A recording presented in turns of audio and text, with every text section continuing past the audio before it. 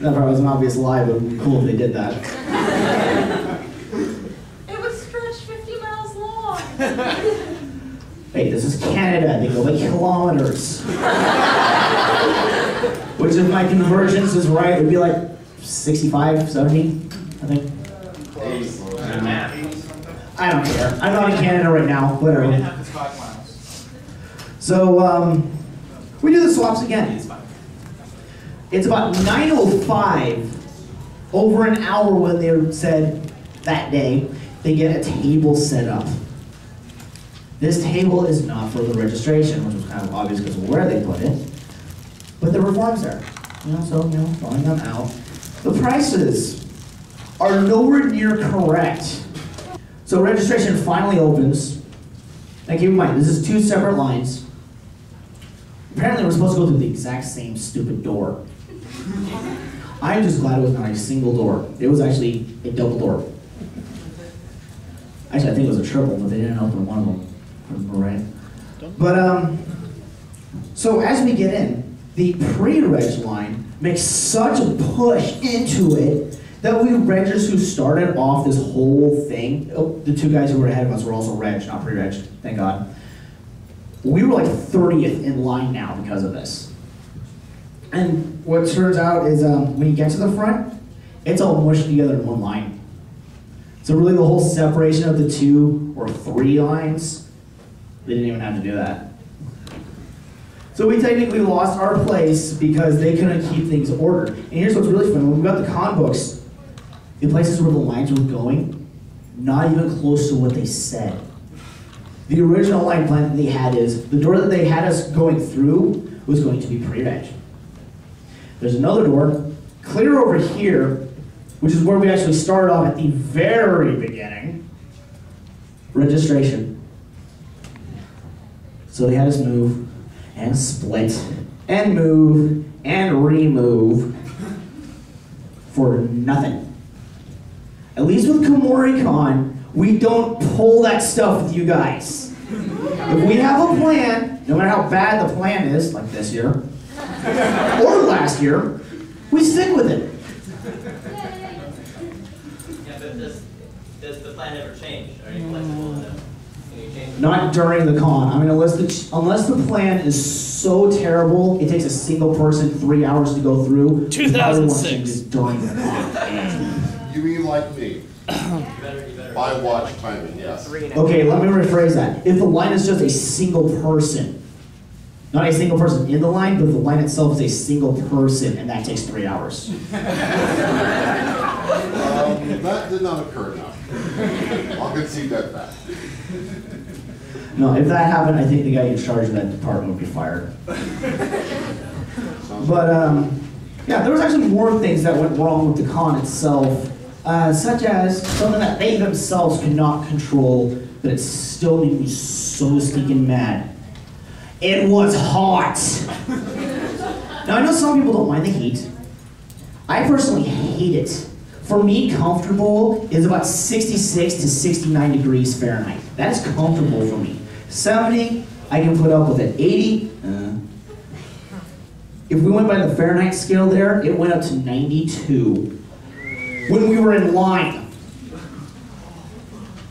This was still like 9:15 in the morning, and it was 92 degrees. Are you cosplaying as Harley? Yeah. Why did you make it so hot, God? I thought you loved me. I even cosplayed as Mikru, the bunny girl, last year, and you do this to me? Why? Because I can. I think the real God actually would say that too. So, well done! But you know, for all the faults that they had, they did have some pretty cool stuff going on. I mean, they have a group that's kind of like our equivalent of the anime hunters. I don't remember what they call themselves, because what do I care? I'm probably never going back. Anime Mounties. No, that's not what they call themselves. I think you're thinking of a different group now. But these guys had a panel that was pretty much, again, like what the anime hunters did for opening ceremonies, where they had an open presentation. This was not a video, though. It was a PowerPoint presentation. Mainly so that the guy can rant and verbally go into more details. One of my favorite parts that this guy had said is he mentioned the game. For those of you who care about the game, you're welcome. But what he was saying about it is the game is over. Stop playing it. It is a horse that is beaten down so bad, even I feel bad for it. And so that way, for those of you who don't get the joke, I'm actually a hippophobe. I don't like going near horses, but I feel bad for this horse. But yeah, I agree. I think the game needs to be done and over with. No more of that, please. Now, I have no objection to some of the other ones, like Marco. Yeah, that one is still fun, but I think we've been playing that one since we were like 4. So it's never gonna die, as far as I'm concerned. And also there's another one, I don't remember exactly what it is. I think it's, well, yeah, Matt Damon. Objection is never gonna go away. The Matt Damon one, please let that one go away. He's not even a good actor. Of course, neither am I, but, you know, I'm not trying to be a good actor. So, he kind of reminds me of, oh God, what's that guy? The guy who's usually in a lot of Will Ferrell movies, but nobody cares. Seth Rogen. He's like Seth Rogen.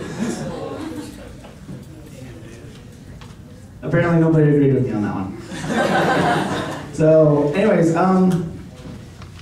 but you know, the funny thing about this particular panel, it still was not the highlight of my experience. I think no matter which con you go to, anywhere on the planet, it's kind of sad when a con goer can honestly say that the highlight of their experience is they saw a skunk. It was like 2 in the morning. I don't even remember why I was up this late. I was just gonna go to sleep, I think, because it was so hot. Oh, it's Canada. Why is it hot in Canada? Global warming is a farce. So anyways, 2 in the morning, I'm walking through the parking lot heading towards my room, which this was actually another cool part is our rooms were actually part of the men's dorms. So we got microwaves, ovens, little refrigerators, some of us even had toasters. Cassie's room had some weird device that I still think you guys know what it is. Yeah, so with some huge coffee pot. Yeah. But, so anyways, I'm going back to my room and there's a skunk, you know, just walking around. I'd say it's about a good 20 feet ahead of me, which is good. As somebody who used to love worthless trivia facts, I knew good and well that the average skunk could spray, with accuracy, 12 to 15 feet. I see a skunk. I gotta follow it. I am keeping my exact distance with the thing. He stops. I have my camera with me. And it has night vision. Okay. Oh, that's cute. He's sniffing a flower. Okay, button. This is the first time I used this night vision thing on something that was not willing to stay put. I kid you not, I'm holding this down for like 12 seconds waiting for it to flash. It finally does. Skunk is gone. Picture! You can't even tell there was a skunk there.